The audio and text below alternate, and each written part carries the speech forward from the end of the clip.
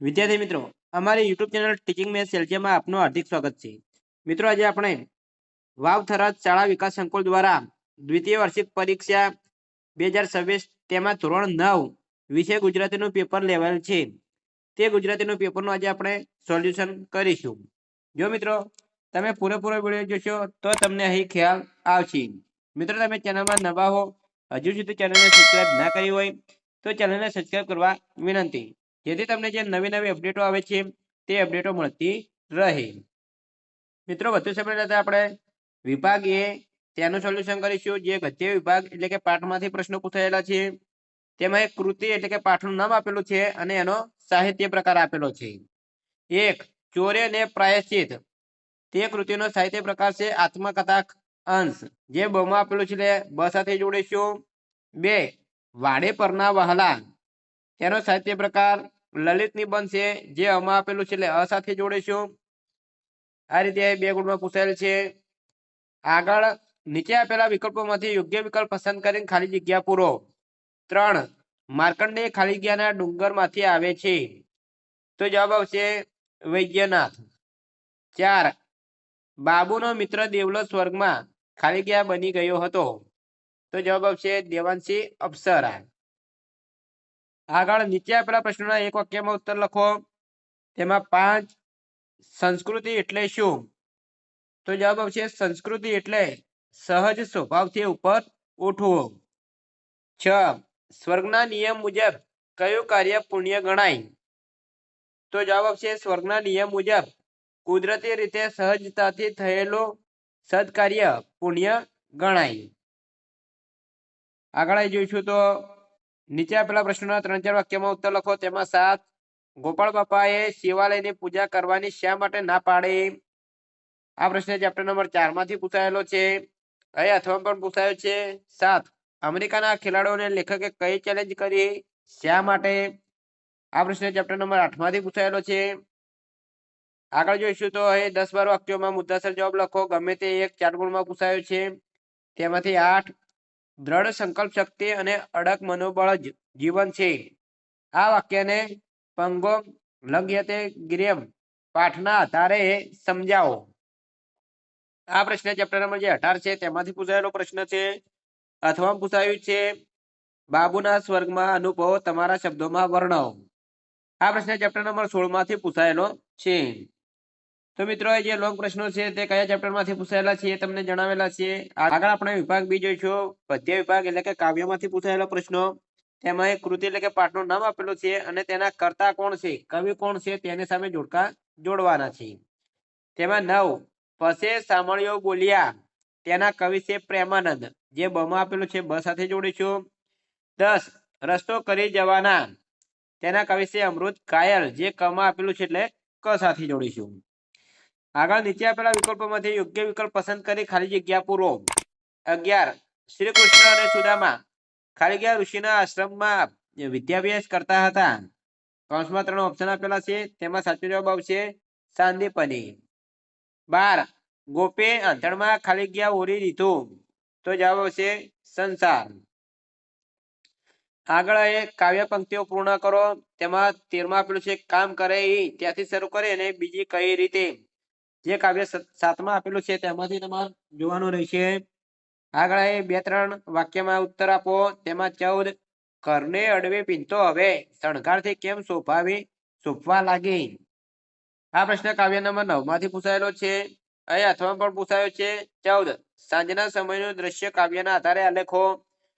કાવ્ય 1 માંથી પૂછાયેલો છે. આગળ અહીં 8-10 વાક્યમાં મુદ્દાસર લખો. તેમાં 15, કવિનું આત્મબળ અને ઈશ્વર પ્રત્યેની શ્રદ્ધા રસ્તો કરી જવાના ગઝલના આધારે સમજાવો. કાવ્ય 13 માંથી પૂછાયેલો છે. અથવા પૂછાયું છે 15, હોસ્ટેલમાં રહેતી દીકરીનું દ્રઢ મનોબળ કાવ્યના સંદર્ભે વર્ણવો. તો કાવ્ય 19 જે આપેલું છે તેમાંથી પૂછાયેલ છે. મિત્રો, એ આગળ આપણે વિભાગ છે જે વ્યાકરણ વિભાગ જોઈશું. તેમાં 16, નીચે આપેલા શબ્દોની સાચી જોડણી તેની સામે આપેલા વિકલ્પોમાંથી શોધીને લખો. તેમાં ઓક્સિજન, તો એ 3જા નંબરમાં જે ઓક્સિજન આપેલું છે તે તેને સાચી જોડણી છે. 2, નિદ્રા, તો એ 1લા નંબરમાં જે આપેલું છે નિદ્રા તે સાચી જોડણી છે. 17, સંધિ વિકલ્પ યોગ્ય વિકલ્પ પસંદ કરી અને સંધિ જોડો. વિદ્યાલય તો વિદ્યા પ્લસ આલય થશે. સત પ્લસ તા તો શ્રદ્ધા થશે. 18 તળપદા શબ્દનું શિષ્ટ રૂપ આપો. શેઠાડી તો જવાબ આવશે બિલાડી. આગળ જોઈશું તો 19 નીચે આપેલા સંજ્ઞાનો પ્રકાર વિકલ્પમાંથી શોધીને લખો. કાફલો તો સમૂહવાચક સંજ્ઞા છે. 20 નીચે આપેલા શબ્દોનો અર્થ તેની સામે આપેલા વિકલ્પમાંથી શોધીને લખો. ઉદ્યાન તો તેનો અર્થ થશે ચમન, બાગ, બગીચો. 2 પલ્લવ તો તેનો અર્થ થશે કુંપળ. 21 નીચે આપેલ શબ્દોમાં કયો પ્રત્યય રહેલો છે તે વિકલ્પના આધારે જણાવો. સાહસિક તો એમાં આવશે પર પ્રત્યય. 22 નીચે આપેલ શબ્દનો સમાસ ઓળખાવો. રણછોડ તો ઉપપદ સમાસ આવશે. આગળ જોઈશું તો 23 નીચે આપેલ રૂઢિપ્રયોગનો અર્થ લખો. ડિંગ થઈ જવું તો તેનો અર્થ થશે આશ્ચર્યચકિત થઈ જવું, હાપા થઈ જવું. 24 નીચે આપેલ વાક્યમાંથી વિશેષણ શોધીને તેનો પ્રકાર લખો. તો 13 વર્ષની વયે નાનજીભાઈએ યુગાન્ડા જવાનું નક્કી કર્યું. તો 13 એ સંખ્યાવાચક વિશેષણ છે. 25 નીચે આપેલ શબ્દ સમૂહ માટે એક શબ્દ લખો. ચંદ્ર જેવી શીતળ કૃપા દ્રષ્ટિ તો સૌમ્ય દ્રષ્ટિ. 26 નીચે આપેલા વાક્યનું કર્મણી વાક્યમાં રૂપાંતર કરો. હરિલાલ પંખો નાખે છે તો જવાબ છે હરિલાલ થી પંખો નખાય છે. આગળ 27 નીચે આપેલ શબ્દના છૂટા ધ્વનિ પાડો. તો પ્રતીક્ષા, પ્રતીક્ષાના ધ્વનિ છૂટા પડેલા છે તો સાચો જવાબ આ રીતે આવશે. મિત્રો એ વિભાગ છે વ્યાકરણ વિભાગ પૂરો થાય છે. આગળ આપણે વિભાગ ડી લેખન વિભાગ જોઈશું. વિભાગ ડી લેખન વિભાગ તેમાં વિચાર વિસ્તાર કરવાનો છે. 2 પંક્તિઓ પેલી છે, બેમાંથી કોઈ પણ એકનો. તેમાં 1 કદમ અસ્થિર હો અને કદી રસ્તો નથી જડતો. અડગ મનના મુસાફર નહીં, હિમાલય પણ નથી નડતો. આનો તમારે વિચાર વિસ્તાર કરવાનો છે. અહીં અથવા પણ પૂછાયું છે. આવ નહીં આદર નહીં, નહીં નયનોમાં ને તે કર કદી ન જઈએ કંચન વર્ષે મેં. તો બંનેમાંથી તમે કોઈ પણ એકનો વિચાર વિસ્તાર લખ્યો છે. આગળ 29 જોઈશું તો તમારી શાળામાં યોજાયેલ સ્વચ્છતા અભિયાનનો અહેવાલ તમારે 100 શબ્દોમાં લખવાનો છે. અથવા પૂછાયું છે તમારી બહેનનો ગાયન સ્પર્ધામાં જિલ્લા કક્ષાએ પ્રથમ નંબર આવ્યો છે. તે અંગે અભિનંદન આપતો પત્ર લખો. તો એ અહેવાલ અથવા તો પત્ર બંનેમાંથી કોઈ પણ એક લખી શકો છો.